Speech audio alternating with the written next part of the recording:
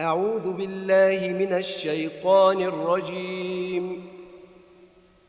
بسم الله الرحمن الرحيم.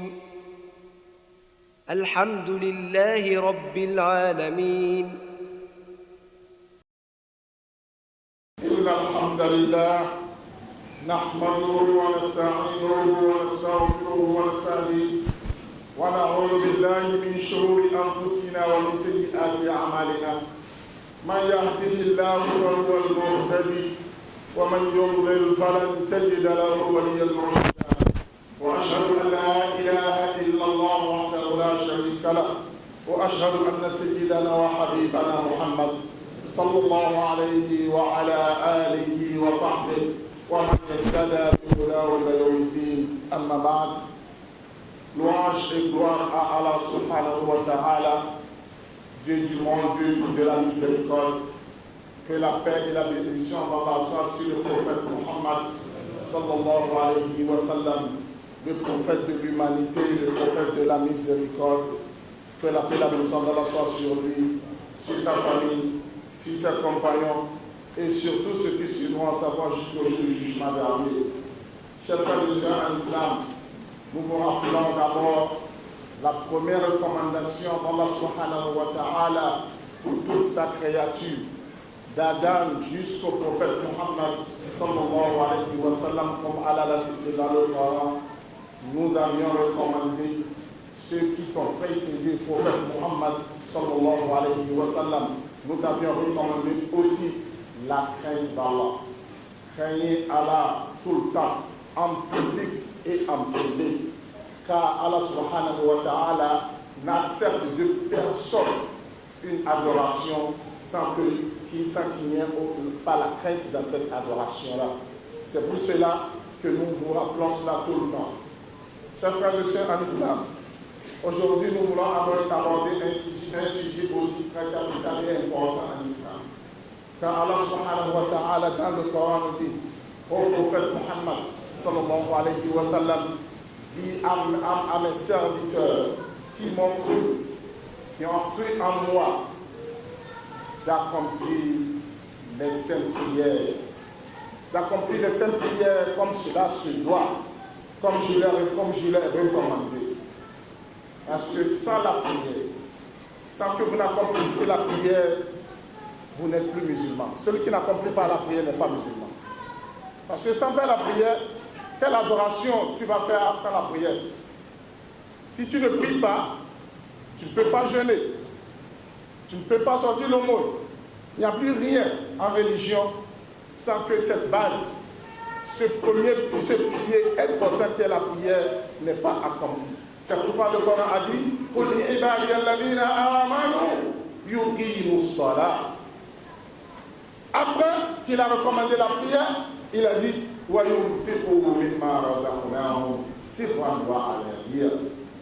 qu'ils dépensent de ce que nous les avions attribué comme richesse. En général, quel que soit ce qu'Allah subhanahu wa ta'ala t'a donné, c'est de l'argent, c'est de la science, c'est une valeur quelconque, quel que soit ce que tu as, dépense-le en public et en privé, puisque le prophète Muhammad sallallahu alayhi wa sallam a dit: je vous ai laissé sur une voie claire.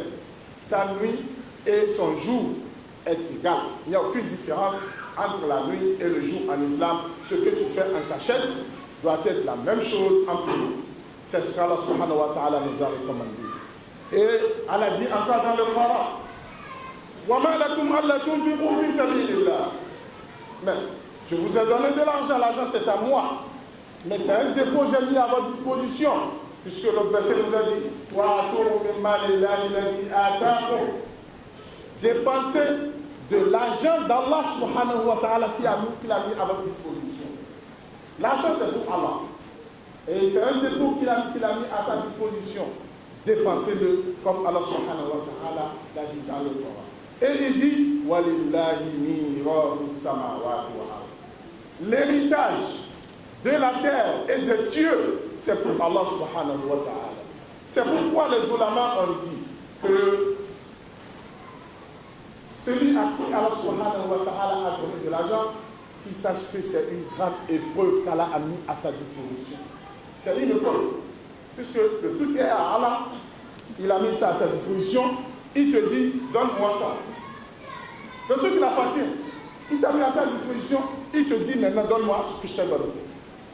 Et si tu me le donnes, je te le rembourse encore, doublement. Doublement, puisque le verset est clair là-dessus. Allah subhanahu wa ta'ala a dit dans le Coran, مثل الذين ينفقون أموالهم في سبيل الله كمثل حبة أنبتت 7 سنابل في كل سنبلة 100 حبة. L'explication, ici, Allah subhanahu wa ta'ala nous dit, l'exemple de celui qui dépense sur le sentier d'Allah subhanahu wa ta'ala est comme celui-là qui a mis un grain par terre, un grain de maïs. Le grain sort, il sort 7 épis. De chaque épi, 100 grains de maïs. Ça fait 700. C'est pourquoi les oulémas ont dit, celui qui donne 1000 francs à Allah subhanahu wa ta'ala, Allah lui réserve 700 000 francs. Ça, c'est la récompense d'Allah, comme c'est ce que l'a expliqué dans le Coran. Mais tu ne peux pas obtenir cela sans que les conditions requises pour l'aumône soient respectées. En plus, le prophète Mohammed sallallahu alayhi wa sallam nous a dit, chaque jour, il y a 2 anges qui descendent des cieux. Un ange qui est là pour implorer la miséricorde d'Allah subhanahu wa ta'ala pour ceux-là qui dépensent. L'autre ange est là pour maudire ceux-là qui ne dépensent pas sur le sentier d'Allah subhanahu wa ta'ala. L'autre est là, il dit, oh Seigneur, tous ceux-là qui ont de l'argent et qui dépensent ça sur le sentier d'Allah subhanahu wa ta'ala, accorde-leur un retour, un rappel automatique. Automatique. S'il dépense, accorde-lui un retour de ce qu'il a dépensé. Et l'autre dit, oh Dieu, tous ceux-là qui ont de l'argent et qui refusent de le dépenser, qu'ils soient tous maudits et détruis leur argent. L'autre est là, lui dit, détruis l'argent, que tous ceux-là qui ont de l'argent qui ne dépensent pas, ça sur le sentier d'Allah, je te demande de détruire leur argent, parce que il faut faire bouger l'argent pour que les hommes survivent sur la terre. Quand toi tu gardes l'argent, ça veut dire que tu veux empêcher le mouvement de l'argent et que quand l'argent ne bouge pas, il y aura de pauvreté, il y aura des difficultés dans la vie et l'islam n'accepte jamais cela. Mais le prophète Mohammed sallallahu alayhi wa sallam nous a enseigné que il ne faut jamais penser que parce que tu es pauvre, parce que tu n'as pas beaucoup d'argent, parce que par le pauvre, c'est le pauvre n'a rien à dépenser. Tu n'as pas beaucoup d'argent, là tout ce qu'on dit à propos de ça, qu'on ne te concerne pas. On a demandé au prophète Mohammed sallallahu alayhi wa sallam quelle est la meilleure aumône. Le prophète a dit Dieu de bouquet. L'effort de celui qui n'en a pas beaucoup, et il est en train de faire des efforts pour sortir de l'argent, celui-là, c'est son aumône qui est mieux accepté auprès de Allah subhanahu wa ta'ala. Par conséquent, si vous aviez quelqu'un à 20 000, l'autre à 100 000, celui qui sort 1000 francs de 20 000 et celui qui sort 1000 francs de 100 000 n'ont pas la même récompense auprès d'Allah subhanahu wa ta'ala. Vous allez donner devant l'imam 1000 francs, l'imam va remercier chacun, mais Allah subhanahu wa ta'ala va récompenser chacun selon ce qu'il a dépensé. L'autre a dépensé 5% de son argent, toi tu as dépassé 1% de ton argent, ta récompense sera de la même manière. Alors, la récompense, la grande récompense, c'est le paradis, bien sûr. Ce n'est pas la récompense ici-bas, parce que si c'est dans le commerce, toi tu as beaucoup de capital pour lui, tu vas penser que toi tu fais belle vie, lui il n'est pas en train de faire une belle vie. Non, la belle vie, le bonheur, c'est à l'au-delà. Ici, là, ce que nous sommes en train de survivre ici, c'est pour apprêter le paradis.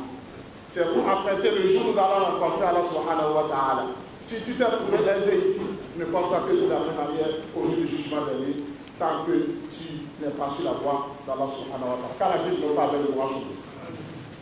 Nous avions une certaine condition à remplir par rapport à nos aumônes que nous allons sortir de Allah subhanahu wa ta'ala. La première condition qu'il faut remplir, c'est l'intention. C'est la bonne intention avant de sortir d'Allah. Et l'intention se renouvelle tout le temps, chaque jour, à chaque instant. Que tu veux faire quelque chose, il faut te demander pourquoi je le fais. Est-ce que je le fais pour Allah? Si tu sais que le Satan à arriver à atteindre ton cœur, au moment où tu veux sortir l'argent là, et il a soufflé dans ton cœur en te disant, non, il faut le faire pour que les gens sachent que tu es là.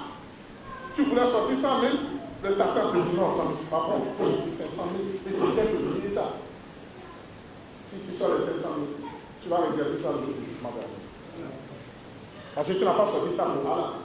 Tu as sorti ça pour que les gens disent qu'il est riche. Le jour du jugement dernier, tu vas te présenter devant Allah subhanahu wa ta'ala, comme le prophète l'a confirmé dans son hadith, que tu vas te présenter devant Allah en voulant entrer dans le paradis.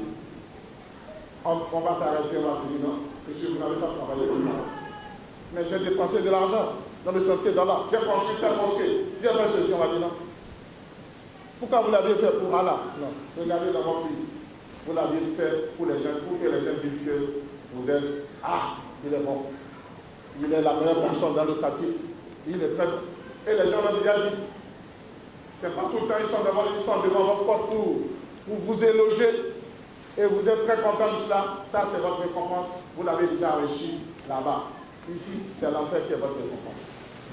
Là, la première chose, c'est la bonne intention. Faites tout pour Allah subhanahu wa ta'ala. Et en plus, sortez le meilleur de ce que vous aviez. Ce n'est pas les riz fatigués que vous avez sortis pour le monde pour Allah subhanahu wa ta'ala. Ce n'est pas les riz qui sont déjà prêts qui sont déjà pourris dans votre magasin que vous sortez pour Allah. Inna lillahi wa inna ilayhi raji'un.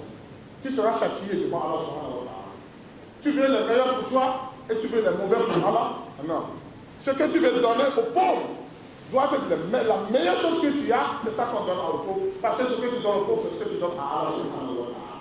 Nous devons avoir cette compréhension-là de l'amour, car Allah subhanahu wa ta'ala nous a dit dans le Coran, lan tanalul birra hatta tunfiqu mimma tuhibbun. Vous n'allez jamais obtenir le bien. Vous n'allez jamais obtenir le bien, ni le bien faire, ni le bonheur auprès d'Allah subhanahu wa ta'ala, tant que vous ne dépensez pas de ce que vous aimez. Ce que vous aimez pour vous-même là, c'est ça qu'il faut dépenser pour Allah. Alors les pauvres ne sont pas là pour les maîtres et pour les je ne sais quoi que vous donnez aux pauvres. Ce que vous donnez aux pauvres, c'est ce que vous donnez à Allah subhanahu wa ta'ala. Rappelez-vous bien, Dieu a mis à votre disposition de l'argent. Oui, c'est pour les pauvres de votre famille d'abord. C'est leur droit. Ce que vous faites aux pauvres de votre famille, ce n'est pas une faveur. Tu dois leur donner ça.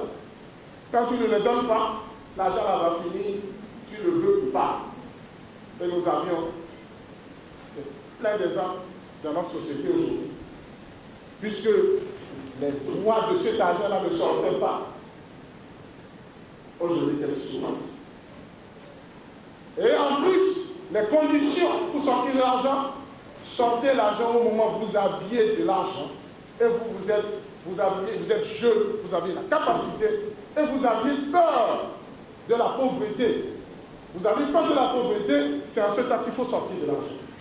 Ce n'est pas au moment où, bon, tout est fini, on attend que la mort, c'est maintenant que vous dites, sortez ça là, sortez ça. Ça, ce n'est pas le mot d'Allah subhanahu wa ta'ala.